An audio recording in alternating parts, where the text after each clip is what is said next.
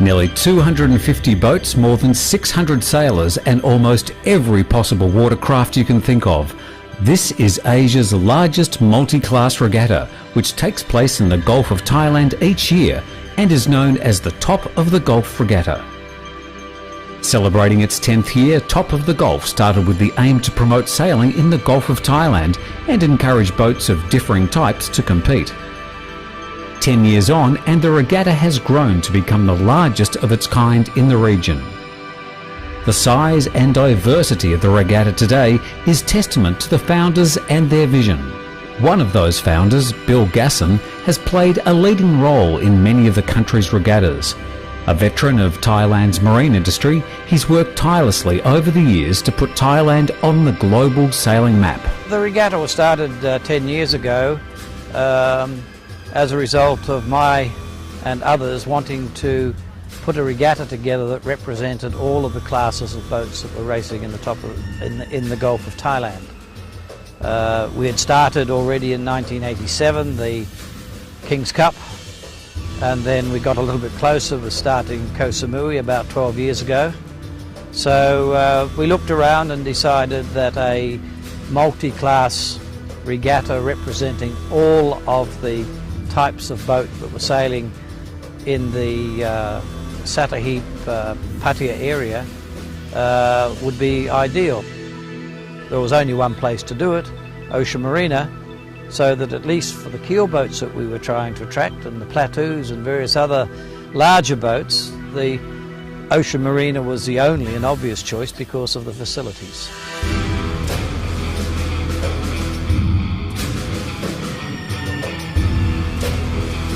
Top of the Gulf is unique in its inclusiveness, encouraging boats of varying sizes to come together in a single event. Having such a variety of boats competing requires different course areas and separate race management teams, and the organisers work closely with the Royal Marina Yacht Club, Yacht Racing Association of Thailand and the Royal Thai Navy to deliver just this. The regatta consists of 3 or 4 major, if you like, regattas within the regatta, on the umbrella of the Top of the Gulf Regatta. First you've got the normal keelboat racing and dinghy racing in all classes for the top prize, which is the Top of the Gulf trophy, and everyone gets a replica plate who wins to go away, etc, etc, etc. But within that, part of the deal was that when the plateaus came to stay at Ocean Marina, we would provide them with certain racing, of which the Coronation Cup was one of the events. So that is incorporated. We also offered to run with Wairat the Thai Nationals for optimists, and we have done that for the last 10 years. And this year, as an addition, the RS1 Olympic board class are holding their Asian championships for this year in conjunction with the Top of the Gulf Regatta.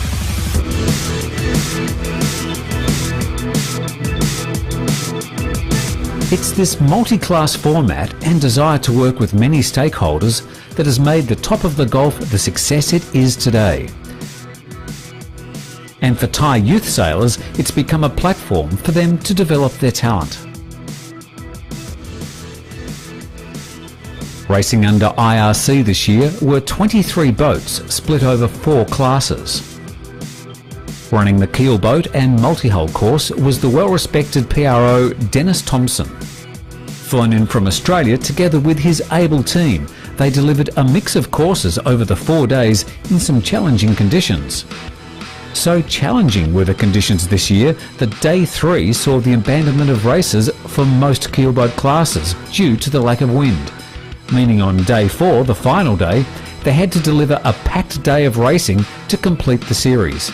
And they did. In the cruising division, 7 boats of differing vintage lined up, both charter boats and a strong locally owned fleet.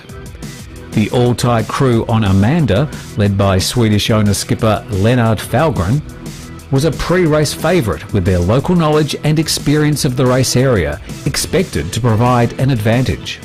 A first and third on day one for Amanda saw them take an early lead, which they extended with another win on day two. Another all-Thai team on Sansiri and the Japanese crew on Thai 2 were pushing hard, and there was little in it at the halfway point. Despite the fluky winds on day 3, the cruising boats enjoyed a long passage race along the coast towards Pattaya, and it was Sansiri that scored the win, which moved them into the lead going into the final day. The final day showdown saw Amanda win and tie at the top with Sansiri. The countback broke in favour of Amanda, with Thai 2 placing third overall. In IRC 3, the larger boats, El Coyote and Levant, struggled in the light airs and had to battle it out at the tail end of the fleet. The race committee moved the X99 Hijinks, who normally sails in the cruising division, up to IRC 3 this year, causing a stir. But with a 2-1 scoreline on day one, their decision was quickly vindicated. Hijinks were making their mark with another win on day 2, while Magic and Sway 1 were trading places. But for a second place in race 4, a series of third places saw Magic secure third overall, while Sway 1 took it to the wire on the final day with 2 wins, beating the Singapore Management University team on Hijinks on countback. The racing was equally close in IRC 2, with a strong fleet of top racers from around the region, including the unbeaten Foxy Lady 6 from Singapore taking part. With a long list of regatta wins to their name in Japan, the slick crew on Karasu were here to mix it up and determined to stamp their authority on the class. And over the first 2 days there was very little between Karasu and Foxy Lady 6, places being traded between them.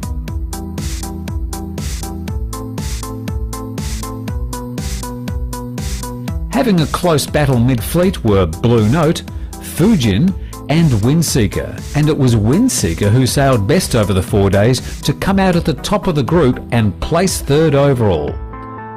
2 wins for Foxy Lady 6 on the final day, and a surprising DNC in the final race for Karasu saw the Japanese crew have to settle for second overall behind the unbeaten Foxy Lady 6.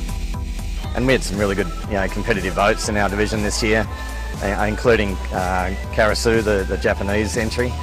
And that was always going to be hard to beat. And they've had a great track record over the years, and that's just about unbeatable, I think, in the last couple of years on the Asian circuit. So I was really looking forward to this week, and see if our 5 regatta unbeaten streak with Foxy Lady could get another one. We started pretty badly, actually. It seemed that everyone wanted us to end our unbeaten streak, and everyone seemed to be tacking on us up the first beat of the first race, and they pushed us out right where the breeze was very unfavourable, and we actually ended up last in that race. Not a good start for the regatta, but we had a really good second day.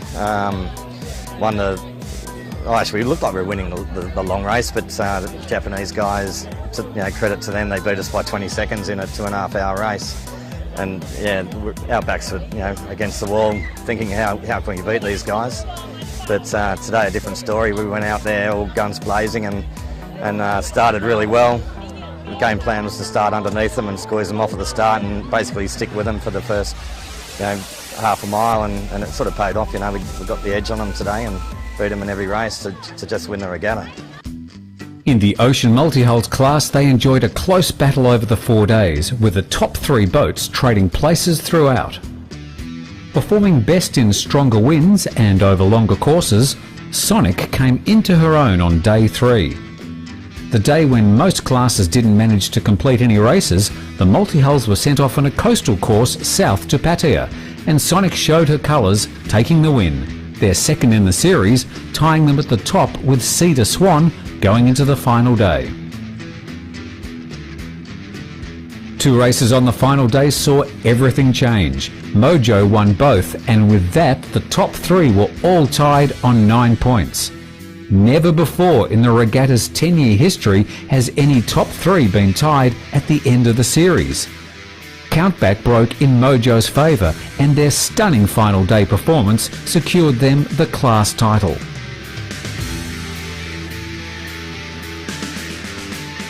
Running the on-water side of any regatta is no easy feat, and having experience in multi-class regattas such as Top of the Gulf is essential. That's why the organisers bring in one of the best, Dennis Thompson, a legend on the Australian racing circuit. This regatta's unique. It's similar to a couple of North Queensland regattas that I do. The same sort of feel about them, the very party atmosphere, a very diverse type of boats, from very fast multi-hulls to very good IRC boats, right through to the average weekend cruising boat. They've all got a chance to race here, so I see a lot of that, particularly in the North Queensland regattas. There's a lot of that happens, so yeah, it's quite similar in that way. It's a great place, and it's a great culture, very friendly people. It's different sailing conditions, it's warm. Come and have a go. If you don't bring your own boat, think about chartering a boat. There's cruising boats here to charter. Come and have a go. You'll have a great time. It really is a good way of coming to see Thailand, of coming to see Southeast Asia, and also get some great sailing and have a lot of fun.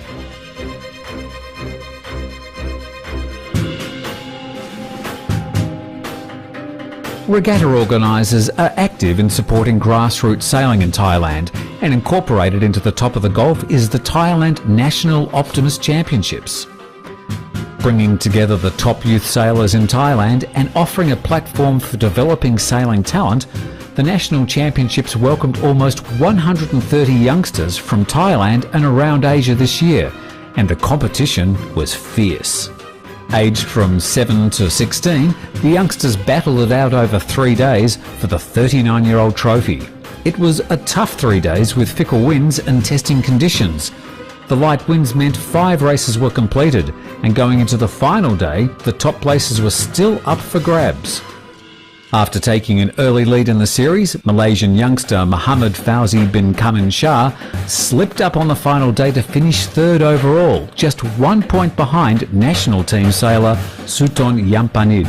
However, mastering the conditions best was Thai girl Sutida Punpat from the Junior Sailing Squadron of Thailand, who sailed to victory and was crowned the 2014 Thailand National Optimist Champion. On the dinghy course, a total of 53 boats are competing, including Laser Standard, Radial and 4.7, Bite C2s, 420s, 470s and 29ers, as well as Hobie 16s and Nacras competing in an open beach multi-hull class.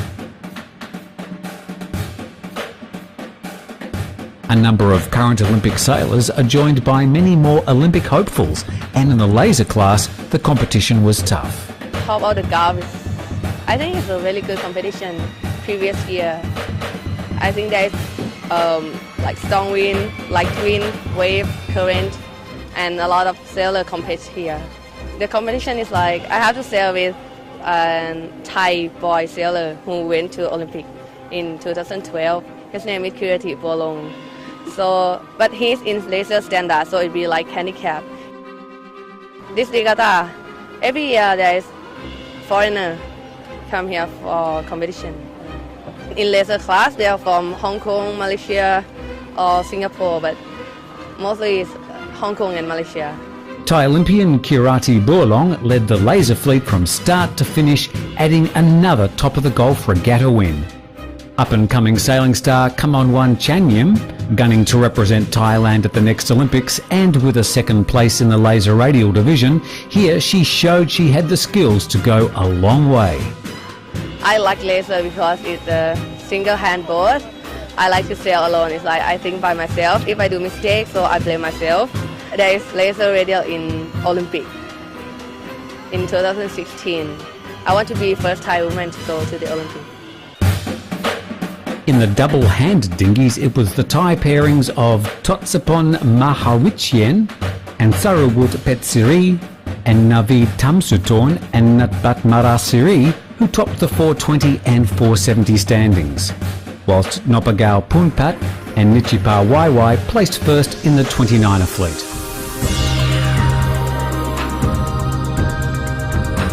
Back for a third year were the RS1 windsurfs, and this year Top of the Gulf were hosting the RS1 Asian Championships.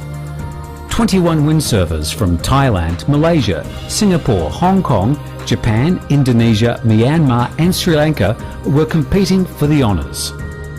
And after 5 races it was Thai sailor Natapong Punparat who won the men's division and Patara Danai Jinin the Espoir men division. In the women's division, Hong Kong ruled with Sinlam Sonia Low unbeaten and Wai Yan Nai winning the Espoir women.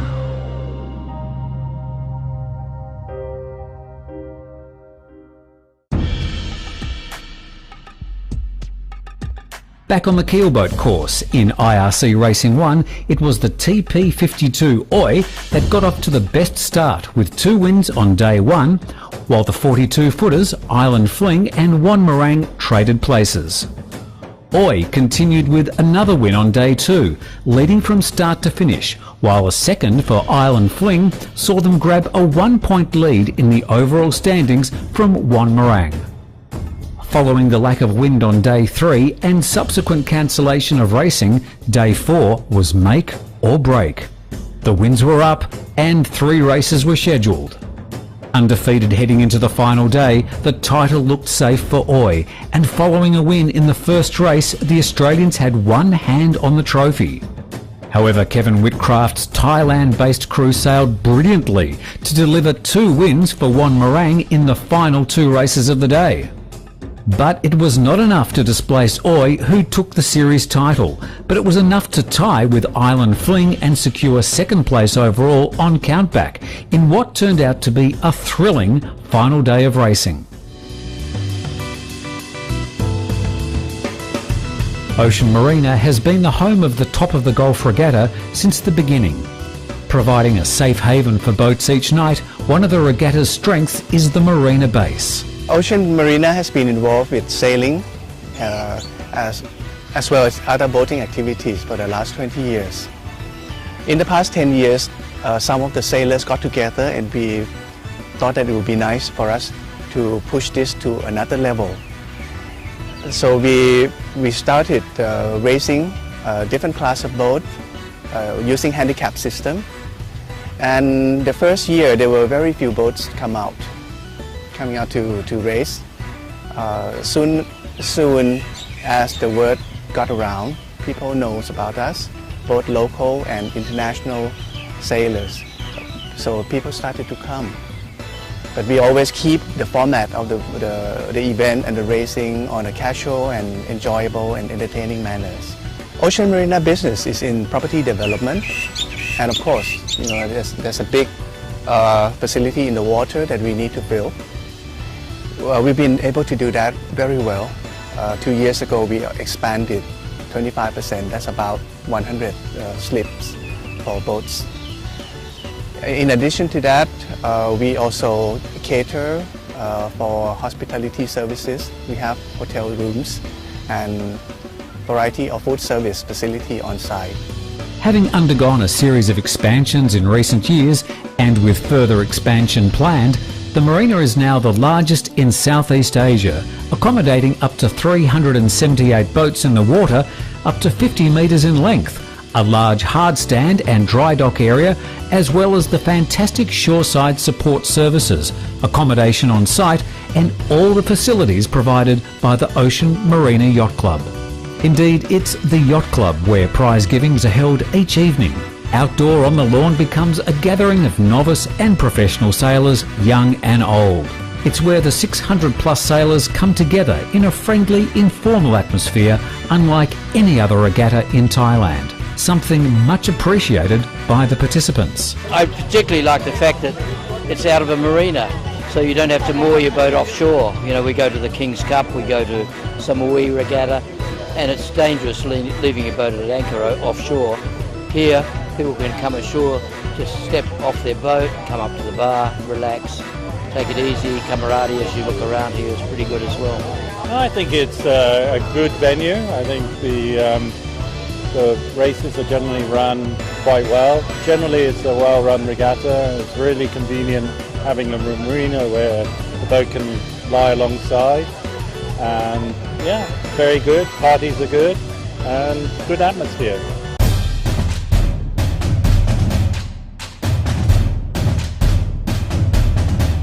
The marina is also home to the One Design Plateau fleet. These 25-foot Bruce Farr design boats offer up some of the most competitive One Design racing in Asia, and with over 20 based in the marina, it's the largest fleet of its kind in the region. These high-performance One Design racing machines produce some of the closest racing on the water, and this year a 14-strong fleet competed for the Coronation Cup, a prestigious perpetual trophy that commemorates His Majesty, the King of Thailand's date of coronation. Day one saw some close competition over 3 fast and furious races. After placing third in their first attempt at the title last year, Tigrina, led by Andrew Moore, were back, and a 1-2-1 scoreline saw them take an early lead. With past winners Scott Duncanson's Kingdom Property and Chris Way's Easy Tiger 4 and a whole host of top crews from around the world, the Coronation Cup was set to be one of the toughest yet. The shifty winds and storms on day 2 saw a number of individual recalls and a general recall as start positions were becoming so important. A wind shift in race 2 saw Tigrina on the wrong side of the course and falling to a 10th place finish, impacting their series standings, while consistent sailing from Easy Tiger 4 and another win for Kingdom Property kept them both at the top of the standings. Despite the best efforts of the race management team, Day 3 race abandonment for a number of the classes, including the Plateaus, meant it was all down to a final day showdown. Beating Easy Tiger 4 by 20 seconds to win the first race on the final day meant Kingdom Property jumped to the top of the standings.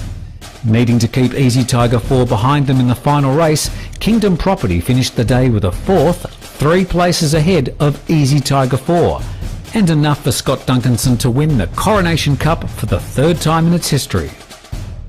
Third place went to Team Viewpoint, who pushed Tigrina into 4th following an 11th place in the final race.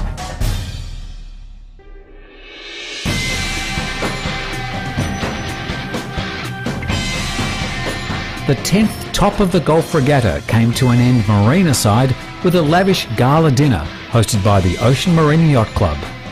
Winners across the 11 classes were celebrated in front of their peers, and everyone enjoyed a fitting finale to another successful Top of the Gulf Regatta.